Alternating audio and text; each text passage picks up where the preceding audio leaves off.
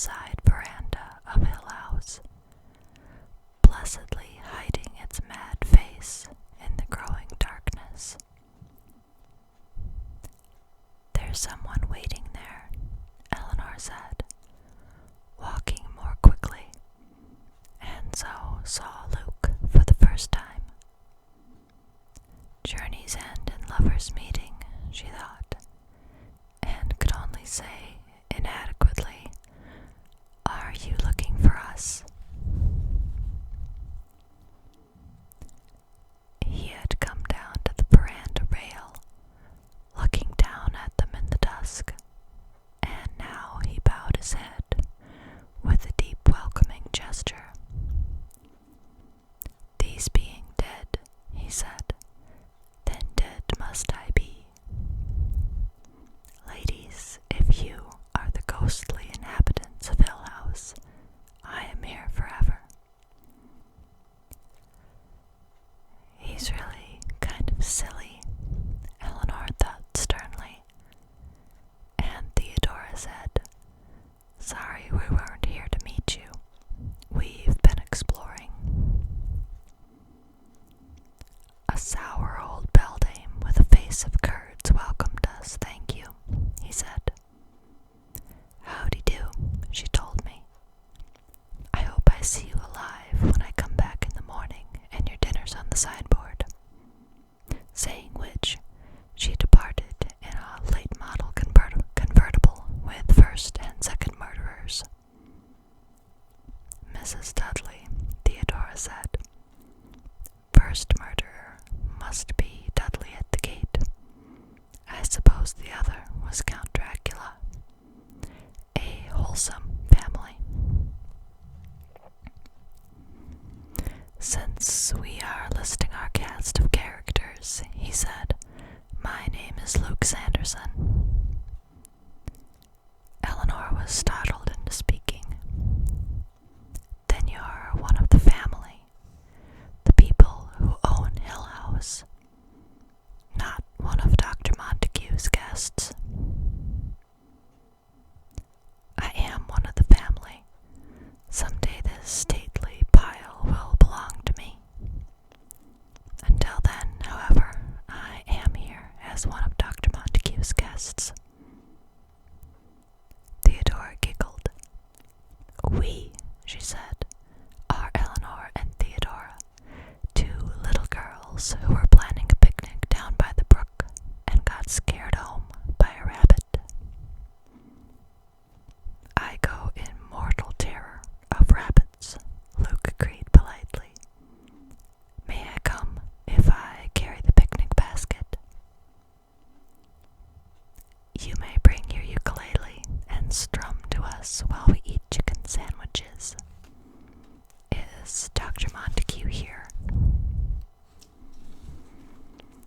"He's inside," Luke said, gloating over his haunted house. They were silent for a minute, wanting to move closer together, and then Theodora said thinly, "It doesn't sound so funny, does it, now that it's getting dark? Ladies, welcome." And the great front door opened. "Come inside. I am Dr. Montague."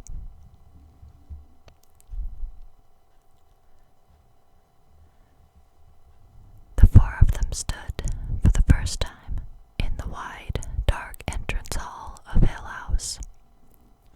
Around them the house steadied and located them. Above them the hills slept watchfully. Small eddies of air and sound and movement stirred and waited and whispered, and the center of consciousness was somehow the small space where they stood. Four separated people looked trustingly at one another. "I am very happy that everyone arrived safely and on time," Dr. Montague said. "Welcome, all of you. Welcome to Hill House. Although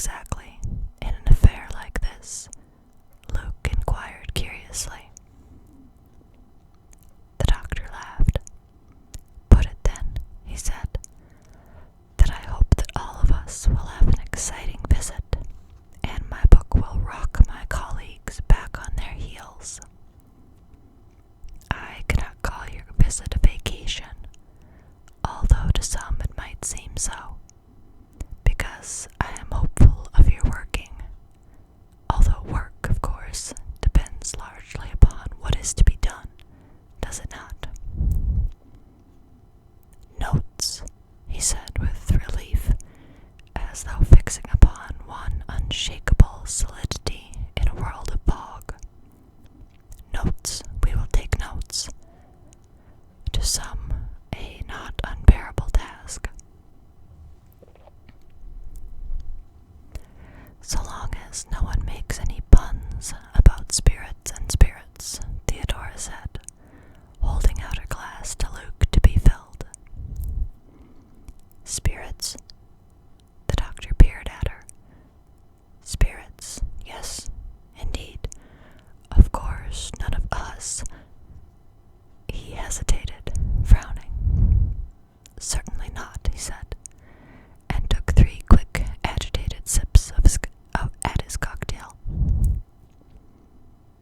Everything's so strange, Eleanor said. I mean, this morning I was wondering what Hill House would be like, and now I can't believe that it's real, and we're here. They were sitting in a small room, chosen by the doctor, who had led them into it, down a narrow corridor, fumbling a little at first, but then finding his way. It was not a cozy room, certainly. It had an unpleasantly high ceiling, and a narrow tiled fireplace which looked chill, in spite of the fire which Luke had lighted at once. The chairs in which they sat were rounded and slippery, and the light coming through the colored beaded shades of the lamps sent shadows into the corners. The overwhelming sense of the room was purple. Beneath their feet the carpeting glowed in dim, convoluted patterns. The walls were papered and gilt, and a marble cupid beamed fatuously down at them from the mantel. When they were silent for a moment, the quiet weight of the house pressed down from all around them. Eleanor, wondering if she were really here at all, and not dreaming of Hill House from some safe spot, impossibly remote, looked slowly and carefully around the room, telling herself that this was real. These things existed. From the tiles around the fireplace to the marble cupid. These people were going to be her friends. The doctor was round and rosy and bearded, and looked as though he might be more suitably established before a fire in a pleasant little sitting room, with a cat on his knee, and a rosy little wife to bring him jellied scones. And yet he was undeniably the Dr. Montague who had guided Eleanor here, a little man both knowledgeable and stubborn. Across the fire from the doctor was Theodora, who had gone unerringly to the most nearly comfortable chair, had wriggled herself into it somehow, with her legs over the arm, and her head tucked in against the back. She was like a cat, Eleanor thought, and clearly a cat waiting for its dinner. Luke was not still for a minute, but moved back and forth across the shadows, filling glasses, stirring the fire, touching the marble cupid. He was bright in the firelight and restless. They were all silent, looking into the fire, lazy after their several journeys, and Eleanor thought, I am the 4th person in this room. I am one of them. I belong.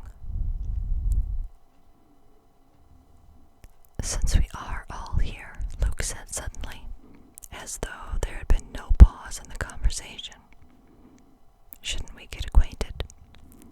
We only know names so far. I know that it is Eleanor here, who is wearing a red sweater, and consequently it must be Theodora who wears yellow.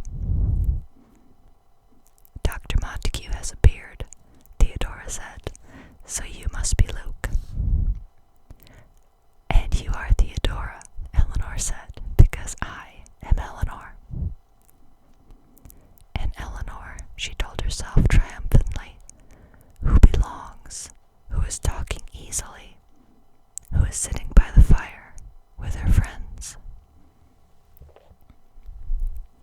Therefore you are wearing the red sweater, Theodora explained to her soberly.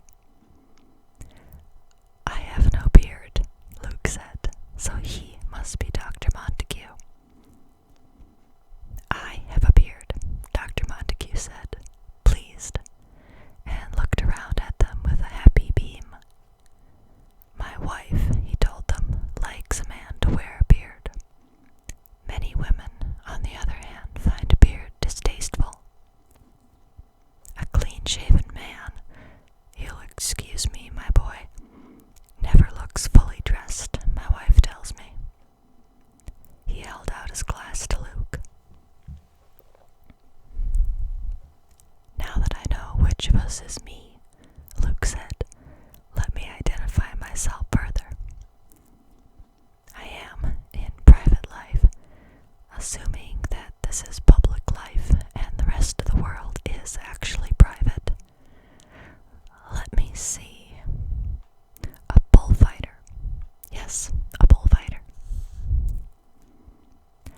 I love my love with a B, Eleanor said in spite of herself, because he is bearded. Very true, Luke nodded at her.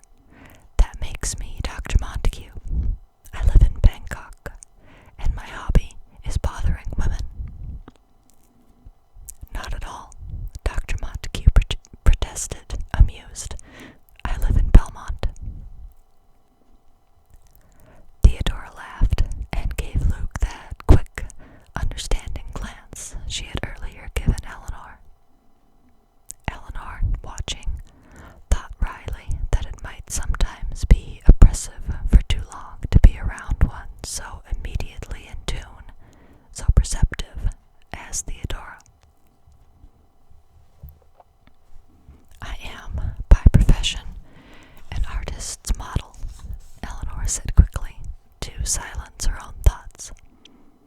I live a mad, abandoned life, draped in a shawl and going from garret to garret. Are you heartless and wanton? Luke asked. Or are you one of the fragile creatures who will fall in love with a lord's son and pine away? Losing all your beauty and coughing a good deal, Theodora added. I rather think I have a heart of gold, Eleanor said reflectively. At any rate, my affairs are the talk of the cafes. Dear me, she thought, dear me. Alas, Theodora said, I am a lord's daughter. Ordinarily, I go clad in silk and lace and cloth of gold, but I have borrowed my maid's finery to appear among you. I may, of course, become so enamored of the common life that I will never go back, and the poor girl will have to get herself new clothes. And you, Dr. Montague. He smiled in the firelight, a pilgrim, a wanderer. Truly a congenial little group, Luke said approvingly. Destined to be inseparable friends, in fact. A courtesan, a pilgrim, a princess, and a bullfighter. Hill House has surely never seen our like. I will give the honor to Hill House, Theodora said. I have never seen its like. She rose, carrying her glass, and went to examine a bowl of glass flowers. What did they call this room, do you suppose? A parlor, perhaps, Dr. Montague said. Perhaps a boudoir. I thought we would be more comfortable in here than in one of the other rooms.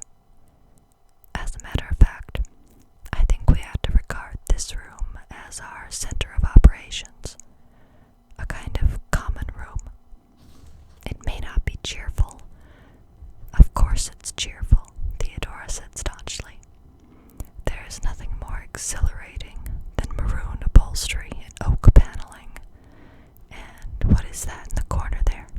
A sedan chair. Tomorrow you will see the other rooms, the doctor told her. If we are going to have this for a rumpus room, Luke said, I propose we move in something to sit on. I cannot perch for long on anything here. I skid, he said confidentially to Eleanor. Tomorrow, the doctor said. Tomorrow, as a matter of fact, we will explore the entire house and arrange things to please ourselves. And now, if you have all finished, I suggest that we determine what Mrs. Dudley has done about our dinner. Theodora moved at once and then stopped, bewildered. Someone is going to have to lead me, she said. I can't possibly tell where the dining room is. She pointed. That door leads to the long passage and then into the front hall, she said. The doctor chuckled. Wrong, my dear. That door leads to the conservatory. He rose to lead the way.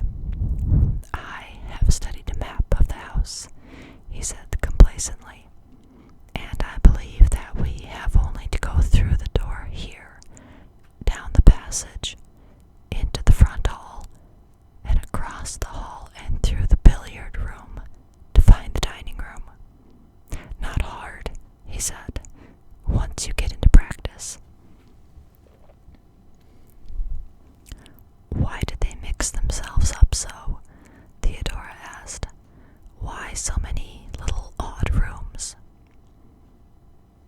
Maybe they like to hide from each other, Luke said. I can't understand why they wanted everything so dark, Theodora said. She and Eleanor were following Dr. Montague down the passage, and Luke came behind, lingering to look into the drawer of a narrow table, and wondering aloud to himself at the valence of cupid heads and ribbon bunches which topped the paneling in the dark hall. Some of these rooms are entirely inside rooms, the doctor said from ahead of them. No windows, no access to the outdoors at all.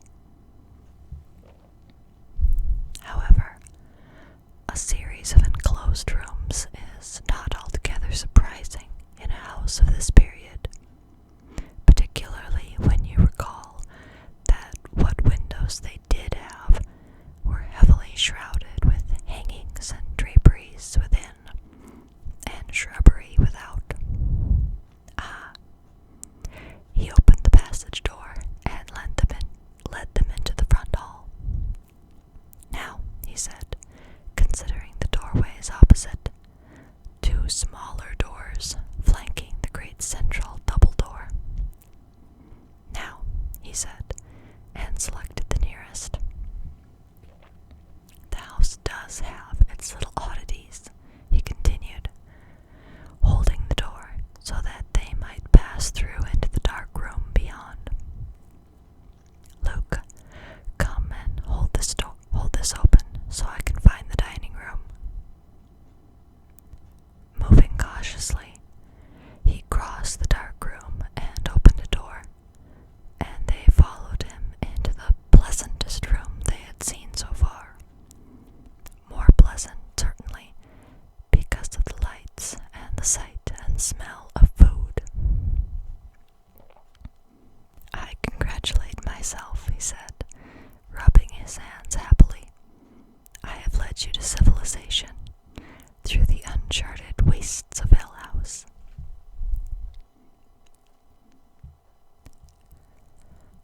We ought to make a practice of leaving every door wide open. Theodora glanced nervously over her shoulder. I hate this wandering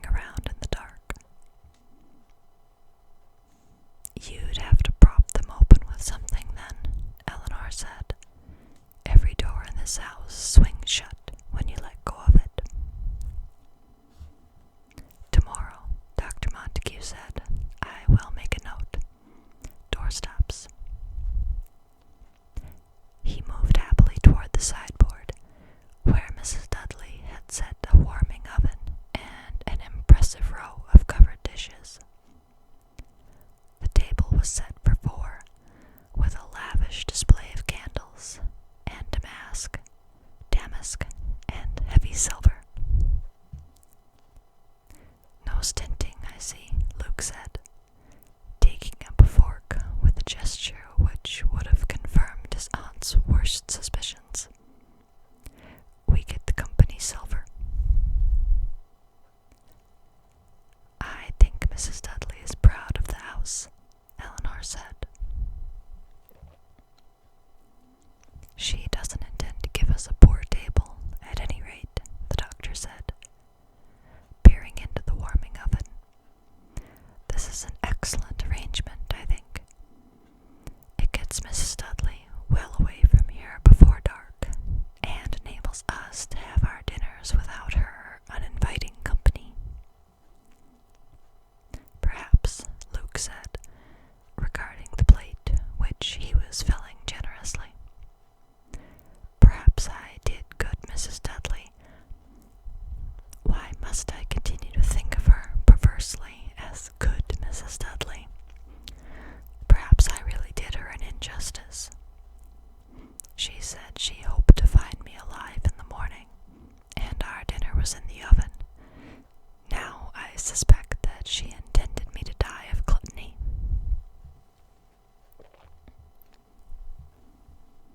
What keeps her here? Eleanor asked Dr. Montague. Why do she and her husband stay on, alone in this house? As I understand it, the Dudleys have taken care of Hill House ever since anyone can remember. Certainly the Sandersons were happy enough to keep them on. But tomorrow... Theodora giggled. Mrs. Dudley is probably the only true surviving member of the family to whom Hill House really belongs. I think she is only waiting until all the Sanderson heirs, that's you, Luke, die off in various horrible ways, and then she gets the house and the fortune and jewels buried in the cellar. Or maybe she and Dudley hoard their gold in the secret chamber, or there's oil under the house. There are no secret chambers in Hill House, the doctor said with finality. Naturally, that possibility has been suggested before, and I think I may say with assurance that no such romantic devices exist here. But tomorrow, in any case, oil is definitely old hat. Nothing at all to discover on the property these days, Luke told Theodora. The very least Mrs. Dudley could murder me for in cold blood is uranium. Or just the pure fun of it, Theodora said. Yes, Eleanor said, but why are we here? For a long minute, the three of them looked at her, Theodora and Luke curiously, the doctor gravely. Then Theodora said, just what I was going to ask. Why are we here? What is wrong with Hill House? What's going to happen? Tomorrow. No, Theodora said, almost petulantly. We are three adult, intelligent people. We have all come a long way, Dr. Montague, to meet you here in Hill House. Eleanor wants to know why, and so do I. Me too, Luke said. Why did you bring us here, Doctor? Why are you here yourself? How did you hear about Hill House? And why does it have such a reputation? And what really goes on here? What is going to happen? The doctor frowned unhappily. I don't know, he said. And then, when Theodora made a quick, irritated gesture, he went on. I know very little more about the house than you do, and naturally I intended to tell you everything I do know. As for what is going to happen, I will learn that when you do. But tomorrow is soon enough to talk about it.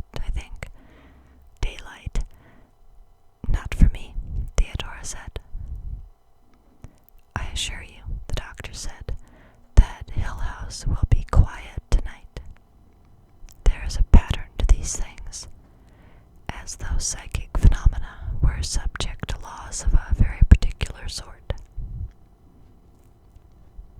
"I really think we ought to talk it over tonight," Luke said.